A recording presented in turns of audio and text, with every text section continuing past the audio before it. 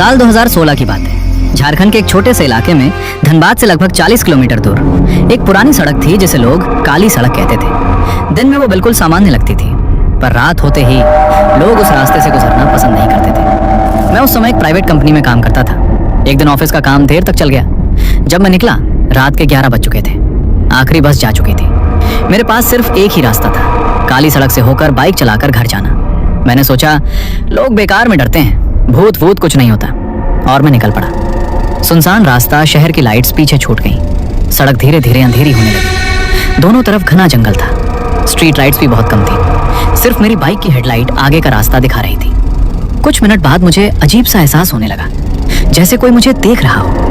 मैंने पीछे मुड़कर देखा, सड़क बिल्कुल खाली थी। करीब आधा रास्ता पार करने के बाद मुझे दूर सड़क किनारे एक आदमी खड़ा दिखा। वो सफेद कपड़ों में था, सिर थोड़ा झुका हुआ। मैंने सोचा शायद किसी की गाड़ी खराब हो गई होगी। जैसे ही मैं पास पहुंचा, उसने हाथ उठाकर लिफ्ट मांगी। रात काफी हो चुकी थी, पर इंसानियत के नाते मैंने बाइक रोक दी। मैंने पूछा, कहाँ जाना है? उसने धीरे से जवाब दिया, आगे, बस थोड़ा आगे। उसकी आवाज अजीब थी, बहुत धीमी, लगभग फुसफुसाहट जैसी। वो मेरे पीछे बैठ गया। कुछ सेकंड तक सब सामान्य था, पर फिर अचानक मुझे ठंड लगने लगी। इतनी ठंड जैसे किसी ने बर्फ छू लिया हो।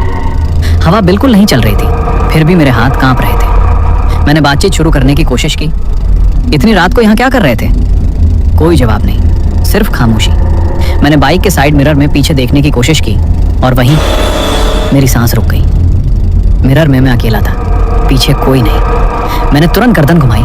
वो आदमी वहीं बैठा था, मेरे बिल्कुल पीछे। मेरे हाथ सुन्न हो गए, दिल जोर जोर से धड़कने लगा। मैंने स्पीड बढ़ा दी। अचानक उसने मेरे कंधे पर हाथ रखा, हाथ बर्फ जैसा ठंडा।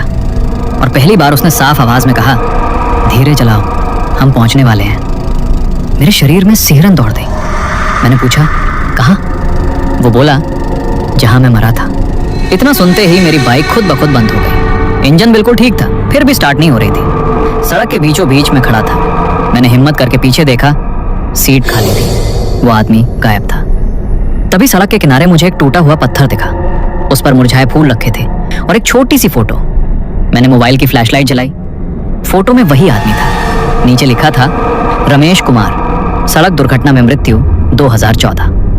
मेरे पैरों तले जमीन खिसक गई। मैंने तुरंत बाइक स्टार्ट करने की कोशिश की। इस बार बाइक एक ही किक में चालू हो गई। मैं बिना पीछे देखे तेजी से निकल गया, पर जाते समय मुझे साफ महसूस हुआ कि कोई फिर से मेरे पीछे बैठ गया है। मैंने देखने की हिम्मत नहीं की। पूरे रास्ते सिर्फ एक ही आवाज सुनाई देती रही, धीमी सांसें। घर पहुंचते ही मैं सीधा सो गया। सुबह जब उठा, मेरी जैकेट के पीछे मिट्टी लगी हुई थी, जैसे कोई लंबे समय तक बैठा रहा।